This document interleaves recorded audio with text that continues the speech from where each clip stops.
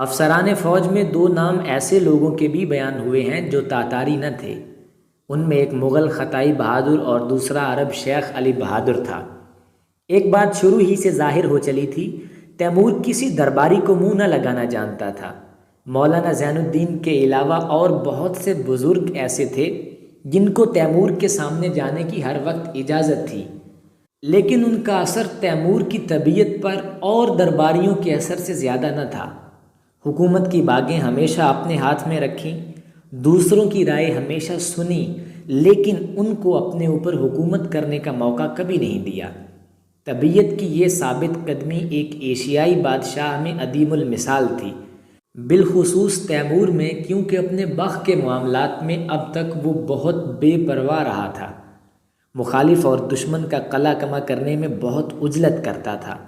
بلخ سے ابھی دربار رخصت نہ ہوا تھا کہ امیر حسین کے ساتھیوں پر حملہ کیا، اسیروں کو یا تو پابہ زنجیر کیا یا فوراً قتل کر دیا، ان کے مکانات جلا دیے یا گرا دیے اور ان کے قلعوں کا نام و نشان تک نہ رکھا۔ جتا مغلوں پر تیمور کی نظر برابر لگی تھی اور اب ہر ایک مہم شمال کے پہاڑوں کی طرف اس حکم سے روانہ ہونے لگی کہ دشمن کے مقابلے میں تلوار اور آتش سے کام لینے میں ہرگز کمی نہ کی جائے۔ تیمور کو یقین تھا کہ اپنی حدود سلطنت کی حفاظت کے لیے بہترین تدبیر یہی ہے کہ دشمن پر حملہ پہلے اپنی طرف سے کیا جائے، کیونکہ جتا مغل جب خود حملہ کرتے تھے تو وہ نہایت شدید ہوتا تھا، مگر جب دوسرا ان پر حملہ کرتا تھا تو اپنے تئیں بچانے میں وہ زیادہ ہوشیار نہ تھے۔ غرض جتا کا جب اسی دوا سے علاج کیا گیا جس دوا سے وہ دوسروں کا علاج کرتے تھے، تو انہوں نے شمال کی وادیوں میں رہنا چھوڑ دیا اور ان وادیوں سے بھی زیادہ شمال کی طرف ان دروں میں جا رہے جو حصار المالک کے قریب تھے۔ ابھی تیمور نے مغلوں کا تعاقب المالک تک نہیں کیا تھا۔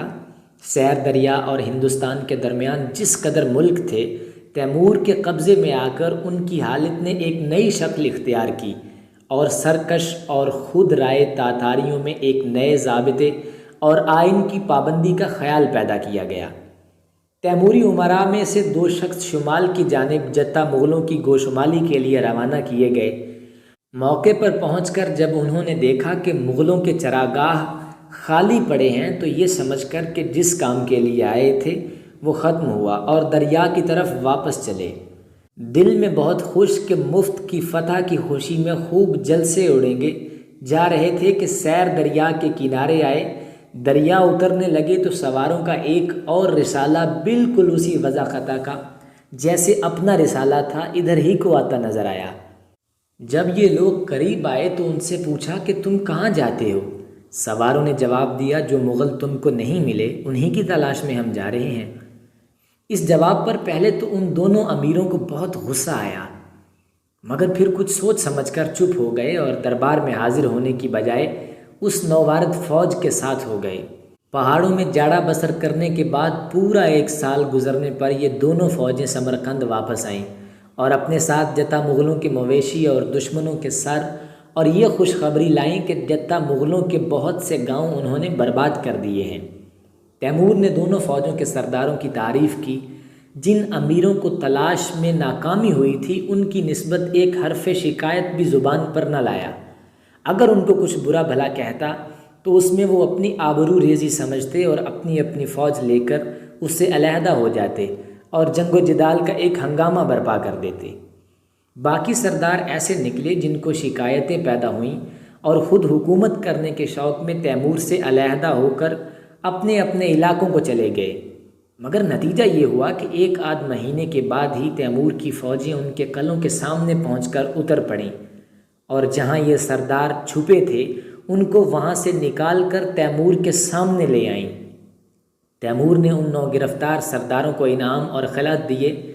ایک سردار جو ایک لڑائی سے بھاگ گیا تھا وہ بھی ڈھونڈ کر گرفتار کیا گیا اور اسے یہ سزا دی گئی کہ ہتھیار اتروا کر گدھے پر دم کی طرف منہ کر کے اسے بٹھایا اور کئی دن تک اسی حال میں سمرقند کے گلی کوچوں میں اسے گشت کرایا اور لوگوں کی ہنسیاں اور طعنے اسے سننے پڑے کہ خیسر و ختلان کا شہزادہ جو ایران کے ایک بڑے نامی خاندان کا رکن تھا، عین لڑائی میں کہ دشمن سامنے تھا تیمور کو چھوڑ کر خیوا کے صحرا میں چل دیا۔ تاتاریوں نے جو لڑائی سے ہٹنا نہ جانتے تھے لڑائی بدستور جاری رکھی۔ اسی لڑائی میں ایلچی بہادر اپنی جان سے گیا۔ وہ اس طرح کے گھوڑے پر سوار شیخ علی بہادر اور خطامی بہادر کے ساتھ دریا تیر کر پار جانا چاہتا تھا، اور لوگ تو سلامت نکل گئے، یہ ڈوب کر مر گیا۔ تاتاری برابر لڑتے رہے یہاں تک کہ لڑائی جیت لی۔ خیسر و ختلانی تلاش کے بعد گرفتار ہوا۔ امراء کی ایک مجلس کے سامنے اس کا مقدمہ پیش ہوا اور بلا تاخیر قتل کر دیا گیا۔ جب نئے امراء امیر تیمور کی اطاعت قبول کرتے تو پرانے امراء ان سے کہتے تھے کہ ہمارے امیر کی اطاعت کرنی تمہارے حق میں بہت اچھی ہے۔ جو لوگ اس بات کے قائل نہیں وہ جھوٹے ہیں۔ نوواردوں میں جو اطاعت کے لیے آئے ان میں امرائے جتہ کے فرزند بھی تھے۔ تیمور کے مقابلے میں انہیں تابع مقاومت نہ تھی۔ ان میں ایک بیان پسرے بیکچک تھا جسے یاد تھا کہ اس کے باپ کی جان بخشی اسی شخص نے کی تھی جو اس وقت امیر ہے۔ دوسرا امیر خطائی بہادر تھا۔ یہ خطا کا مشہور سردار تھا، نہایت خشک اور آتش مزاج، چمڑے کی قبا پہنتا تھا اور شانوں پر ایک گھوڑے کی پوری عیال کے بال بکھرے رہتے تھے۔ کسی عجیب طریقے سے اس کی دوستی شیخ علی بہادر سے ہو گئی۔ شیخ علی بہادر خود بھی نہایت سخت مزاج آدمی تھا۔ ایک موقع پر یہ دونوں سردار فوج ہراول میں شریک تھے۔ یہ فوج جتہ مغلوں کی تلاش میں نکلی تھی۔ آخر کار ایک دریا کے دوسری طرف مغلوں کی ایک جمعیت مقیم نظر آئی۔ یہ دونوں بہادر ماں اپنی فوج کے دریا کے اسی کنارے ایسے مقام پر جو مغلوں سے زیادہ قریب تھا اتر پڑے۔ چند روز اسی حال میں گزرے، پھر مشورہ کرنے لگے کہ کیا کرنا چاہیے۔ خطائی بہادر کی نظریں احتیاط پر تھیں۔ اس نے ایسی تدبیریں بہت سی بتائیں کہ دریا بھی عبور کر لیں اور مغلوں سے لڑائی بھی نہ ہو۔ شیخ علی بہادر پہلے تو چپ سنا کیا، کیونکہ اس معاملے پر خود کچھ غور نہ کیا تھا۔ خطائی بہادر اس کے خاموش رہنے سے یہ سمجھا کہ شیخ اس کی تدبیریں پسند کر رہا ہے، یا یہ ہوا کہ شیخ علی بہادر کے چپ رہنے سے خطائی بہادر اس سے بدظن ہو گیا، کیونکہ خطائی نسل کا مغل تھا۔ آخر کار خطائی نے شیخ سے پوچھا، تمہاری کیا رائے ہے؟ شیخ علی بہادر بے پرواہی سے بولا، واللہ مغل ایسی ہی چالوں کے ساتھ لڑتے ہیں جیسی کہ تم بتاتے ہو۔ اتنا سنتے ہی میدانوں کے اس لڑنے والے بہادر کا چہرہ سرخ ہو گیا۔ جہاں بیٹھا تھا وہاں سے فوراً اٹھا اور کہنے لگا، اچھا تو پھر دیکھ لینا کہ مغل کیسا لڑتا ہے۔ شیخ علی بہادر گھبرا کر اس کی طرف دیکھنے لگا۔ خطائی نے فوراً اپنا گھوڑا منگوایا، کاٹھی لگا کر سوار ہوا اور گھوڑا دریا میں ڈال دیا۔ دریا اترتے ہی جتہ مغلوں میں آیا۔ مغلوں کو تعجب ہوا۔ خطائی نے پہنچتے ہی پہلے دو آدمی سامنے آئے اور ان کی گردن اڑا دی۔ پھر جو دیکھا تو یہ دیکھا کہ چاروں طرف سے مغلوں میں گھرا کھڑا ہے۔ شیخ علی بہادر کو پہلے تو تعجب ہی ہوا تھا، اب وہ بالکل حیرت زدہ ہو گیا۔ فوراً اٹھا آدمیوں کو گھوڑا لانے کا حکم دیا۔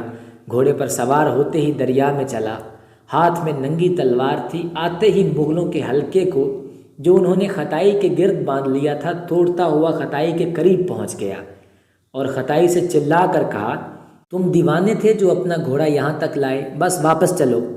خطائی بہادر نے کہا، واپس جاؤ تم؟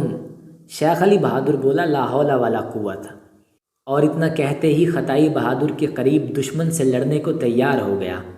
اب جتہ مغلوں نے ان دونوں کو اور بھی گھیر لیا، مگر خطائی اور شیخ کے سوار اتنے میں موقع پر دوڑے آئے اور اپنے سرداروں کو مغلوں کے حلقے میں سے نکال کر دوسری طرف لے گئے، اور ورزش تگ و دو کے بعد دونوں سردار کچھ ٹھنڈے ہوئے اور پھر پاس پاس بیٹھ کر جو گفتگو ہوئی اس میں اتفاق رائے ظاہر کرنے لگے۔